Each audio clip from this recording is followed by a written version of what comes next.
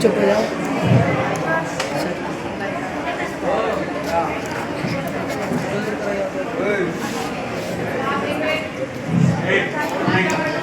धन्यवाद चौहान। हमारे बीच उपस्थित प्रोकार स्किल फाउंडेशन के एमडी तोमर जी, संबंधित साथियों, कार्यवंशों, हर बात आती है नशा की, नशा मुक्ति की। जो इसमें लिप्त है और जो नहीं लिप्त है उनके लिए ऐसा क्यों जरूरत पड़ती है,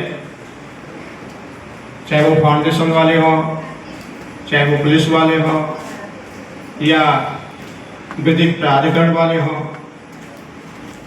यानी इसकी चिंता हमारे घर से लेकर और सरकार तक सबको है। वो इसलिए है कि आज आप बच्चे हैं, कल आप वयस्क बनेंगे और देश की बागडोर संभालेंगे। प्यारे बच्चों, जो अभी शर्मा जी बात कर रहे थे, जितने भी अभियान है उनका मकसद जनता में जागरूकता लाना और प्यार से उनकी गलत आदतों को छुड़ाने का होता है, न कि जबरदस्ती। अभी कल की बात है, जैसे ही हम नंदा चौकी में पहुंचे, एक लड़की दो लड़के बीच में गाड़ी खड़ी करके एक सिगरेट लेने के लिए गए और इतने में वहां से वहां तक टॉन्स ब्रिज की टॉन्स जो स्कूल है उसके जो 60-70 गाड़ियां हैं और उनकी छुट्टी वही 2 बजे करीब निकलती है। और इधर से जितने भी एम्प्लॉई हैं टीचिंग से संबंधित वो भी निकलते हैं, बच्चे भी निकलते हैं। और यदि 3-4 मिनट वहां पर इस प्रकार का अवरोध हो जाए तो लंबी लाइन लग जाती है। और वही हुआ, उनमें से टी-शर्ट पहने हुए थे, हाफ पैंट पहने हुए थे और केवल जब वो निकल के आए दुकान से तो उनके हाथ में सिगरेट देखने कि सिगरेट लेने के लिए हम हॉर्न बजा रहे हैं, पीछे से हॉर्न बजा रहे हैं, आगे से बगल से हॉर्न बजा रहे हैं, लेकिन जब तक उन्होंने सिगरेट नहीं ली और सिगरेट नहीं जलाई तब तक वो वहां नहीं आए। यदि उनसे लड़ने के लिए हम बात करते तो शायद वो हमारे सिर पर चढ़ जाते। मिसेज मैडम भी साथ में थी, बोले कहा बेकार में लड़ते हो, मैं लड़ नहीं रहा।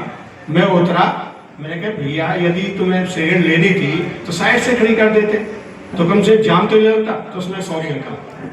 यदि मैं उसके साथ में गलत व्यवहार करता तो उससे पर चढ़ जाता। तो ये जो अभियान है प्यार का अभियान है, जागरूकता का अभियान है। शायद हो सकता है उसे कुछ लगे तो आगे ऐसा न करे। यानी कहने का मतलब केवल वही प्रभावित नहीं हो रहा है, उस नशे से कितने लोग प्रभावित हुए। यानी 10-20 गाड़ियां वहां पर जाम में हो गई, जिनमें 50-50, 60-60, 40-40 बच्चे हैं। तो इतना सारा मतलब जो हजूम मास मतलब उससे प्रभावित हुआ एक सिगरेट लेने के लिए, पीने के लिए। यानी उसकी जो आदत नशा की थी कि मुझे नशा करना है, सिगरेट पीनी है, लत क्योंकि उससे आदत थी, पीनी थी।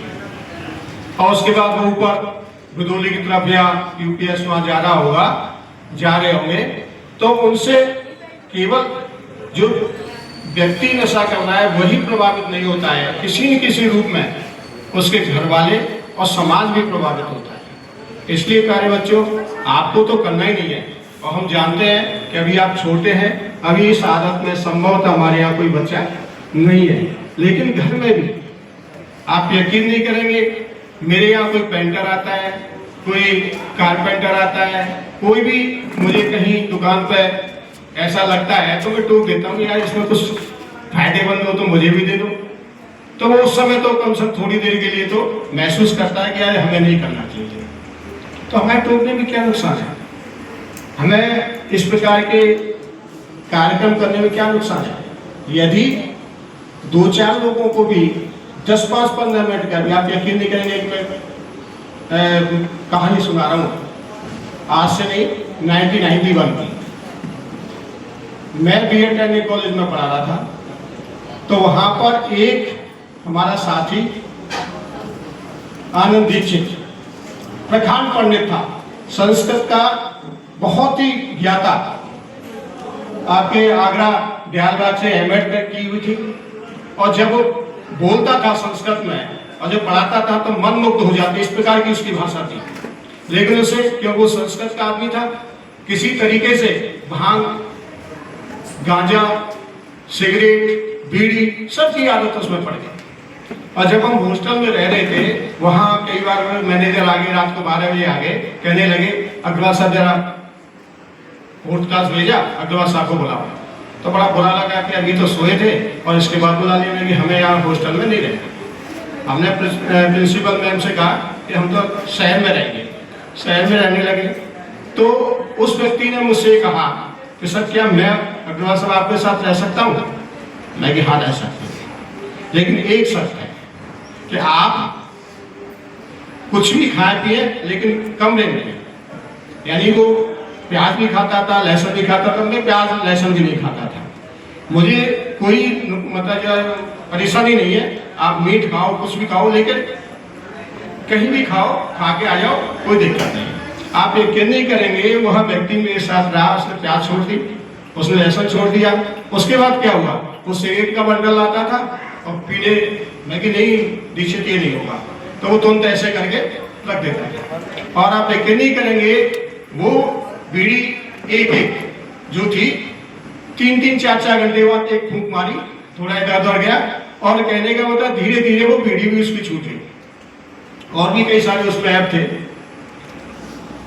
तो उसके बाद एक प्रोग्राम में हम गए, जहां एक दीक्षित थे, रिटायर्ड प्रिंसिपल थे, और वहां पर सत्यपाल पथिक आ रखे थे। आर्य समाज का प्रोग्राम था। हमारे जिस मकान में रहते वो भी आर्य समाजी थे। उन्होंने कहा अग्रवाल साहब जरा आज